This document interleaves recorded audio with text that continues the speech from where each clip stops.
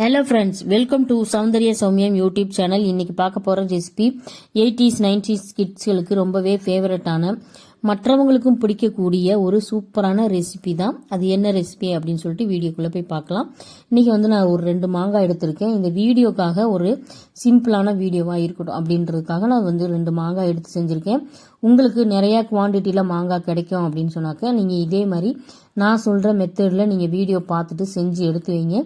எல்லோருக்குமே ரொம்ப பிடிக்கும். 80s 90s கிட்ஸுக்கு மட்டும் கிடையாது, 2K கிட்ஸுகளுக்குமே ரொம்ப பிடித்தமான இந்த ரெசிபி என்ன ரெசிபி அப்படின்னு பார்த்தீங்கன்னா மேங்கோ பார் ரெசிபி தான். இது எப்படி செய்கிறதுன்னு தான் நம்ம இப்போ பார்க்க போகிறோம். அதுக்கு இந்த 2 மாங்காயுமே நல்லா ஸ்லைஸாக வெட்டிட்டு மிக்சி ஜாரில் போட்டு நம்ம அடித்து எடுத்து வர போகிறோம். இது ரொம்பவே ஈஸியான மெத்தடு. குழந்தைங்க கூட செய்யக்கூடிய இந்த மெத்தடு நம்மளுக்கு வேலை சுலபமாக செய்யக்கூடியது இந்த மேங்கோ பார்.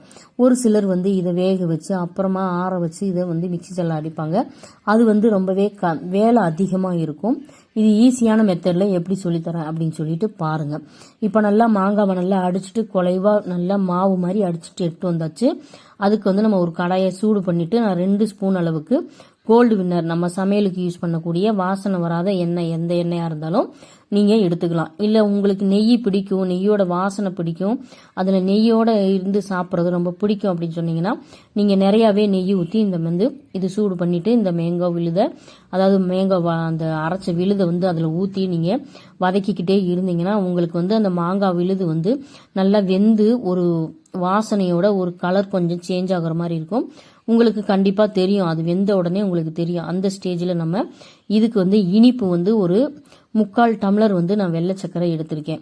இந்த இனிப்பு குவான்டிட்டி எப்படி சேர்க்கணும் அப்படின்னு பார்த்தீங்கன்னா, அந்த மாங்காயோட நம்ம எடுத்திருக்கக்கூடிய அந்த மாங்காயோட புளிப்பை பொறுத்து நம்ம இனிப்பு சேர்த்துக்கணும். ஒரு சிலருக்கு புளிப்பா இது மைல்டான இனிப்பு சுவையில் கொஞ்சம் தூக்கலாக புளிப்பாக இருந்தால் ரொம்ப பிடிக்கும். ஒரு சிலருக்கு மைல்டான புளிப்பில் அதிகமாக இனிப்பு சுவை பிடிக்கும். அதனால் அவங்களுக்கு ஏற்ற மாதிரி எடுத்து சாப்பிட்டு பார்த்துட்டு அந்த சர்க்கரை அளவை கூட்டி குறைச்சி போட்டுக்கலாம்.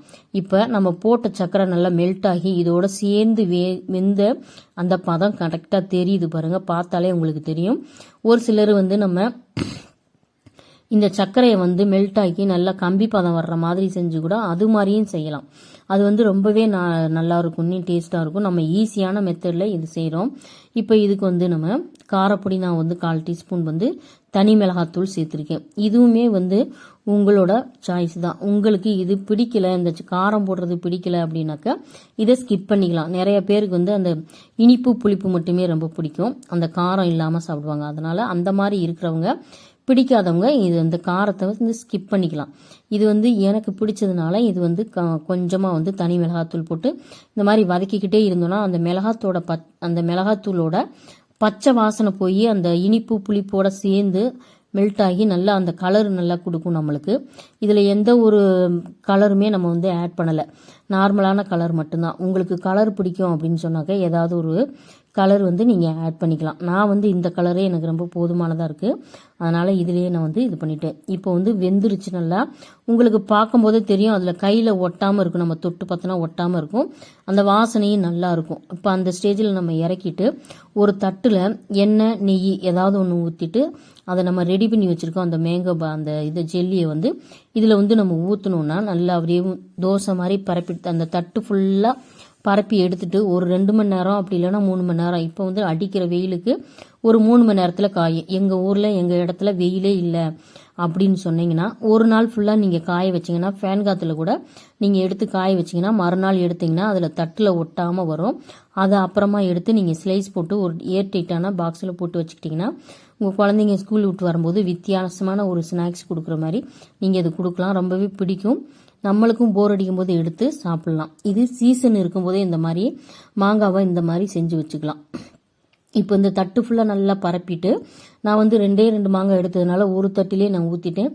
நீங்கள் குவான்டிட்டி அதிகமாக வச்சு செஞ்சுருந்தீங்கன்னா ஒரு பெரிய தாம்பாளத்தில் கூட ஊற்றி காய வச்சுக்கலாம். நல்லா காயணும், அப்போ தான் நம்மளுக்கு அந்த தட்டில் ஒட்டாமல் வரும். இதே மாதிரியே நீங்களும் உங்கள் வீட்டில் ஒரு தடவை செஞ்சு பாருங்கள், உங்களுக்கு ரொம்பவே பிடிச்சிருக்கும். இது 80s 90s கிட்ஸ்களுக்கு ரொம்ப ஃபேவரட்டான ஒரு டிஷ்ஷுன்னு சொல்லிக்கலாம் இந்த மேங்கோ பார். இப்போ நான் ஒரு 3 மணி நேரம் காய வச்சேன். நல்லா வெயில் அடிச்சதுனால காஞ்சிருச்சு. நான் தொட்டு பார்த்தோன்னே இந்த மாதிரி தட்டில் ஒட்டாமல் அந்த மாதிரி வந்துருச்சு பாருங்கள், தோசை மாதிரி. உங்களுக்கு அது மாதிரி வரலை, ஒட்டிக்கிட்டே இருக்குது அப்படின்னாக்க காயலைன்னு அர்த்தம். அதனால ஒரு நாள் ஃபுல்லாக ஃபேன் காற்றுல கூட நீங்கள் வச்சு காய வச்சுட்டு இந்த மாதிரி கத்தியால் அந்த மாதிரி கூடு உங்களுக்கு என்ன சைஸ் பிடிக்குமோ டைமண்ட் மாதிரி வெட்டிக்கலாம், எப்படி உங்களுக்கு வெட்டி பிடிக்குமோ அது மாதிரி வெட்டிக்கிட்டு நீங்கள் அப்படியே சுருட்டிட்டு ஒரு பாக்ஸில் ஏர்டைட்டான பாக்ஸில் போட்டு வச்சுக்கிட்டேன்னா உங்களுக்கு வருஷத்துக்கு இதை எடுத்து சாப்பிடலாம். ரொம்பவே ரொம்ப எல்லாருக்குமே பிடித்தமானது. இனிப்பு புளிப்பு உப்பு சேர்ந்த அந்த சுவை ரொம்பவே நல்லா இருக்கும். இப்போ எடுத்து ஸ்லைஸாக போட்டிருக்கேன். எவ்வளவு அழகா இருக்கு பாருங்க பார்க்கறதுக்கே. இது பார்த்த உடனே குழந்தைங்க சாப்பிடணும்னு தோணும், அந்த மாதிரி இருக்கும். அந்த கலருக்கும் சரி அந்த சுவையுமே ரொம்பவே நல்லா இருக்கும். இதே மெத்தடில் நீங்களும் ஒரு முறை உங்கள் வீட்டில் நிறையா மாங்காய் இருக்குது அப்படின்னு சொன்னீங்கன்னா, இல்லை 80s 90s கிட்ஸாக இருந்தீங்கன்னா இதே மெத்தடில் ஒரு தடவை செஞ்சு பார்த்துட்டு எப்படி இருந்துச்சுன்னு சொல்லி கண்டிப்பாக கமெண்ட் பண்ணுங்கள். நம்ம சேனலை ஃபஸ்ட் டைமாக பார்க்குறவங்களா இருந்தீங்கன்னா நம்ம சேனலுக்கு சப்ஸ்கிரைப் பண்ணுங்கள். வீடியோ பிடிச்சிருந்தா லைக் பண்ணுங்கள். உங்கள் ஃப்ரெண்டு ரிலேட்டிவ்ஸ்க்கெலாம் ஷேர் பண்ணுங்கள். வீடியோவை ஸ்கிப் பண்ணாமல் லாஸ்ட் வரைக்கும் பாருங்கள். பெல் ஐக்கானை கிளிக் பண்ணி வச்சுக்கோங்க. அப்போ தான் நாங்கள் போடுற வீடியோ உங்களுக்கு நோட்டிஃபிகேஷனாக வரும். இப்போ சுருட்டி எடுத்து ஒரு ஏர்டைட்டான பாக்ஸில் வச்சுட்டேன். இதே மாதிரி நீங்களும் செஞ்சு பார்த்துட்டு எப்படி இருந்துச்சுன்னு சொல்லி கண்டிப்பாக கமெண்ட் பண்ணி சொல்லுங்கள். உங்கள் குழந்தைங்களுக்கு செஞ்சு கொடுங்க. பாய். அடுத்த வீடியோவில் பார்க்கலாம்.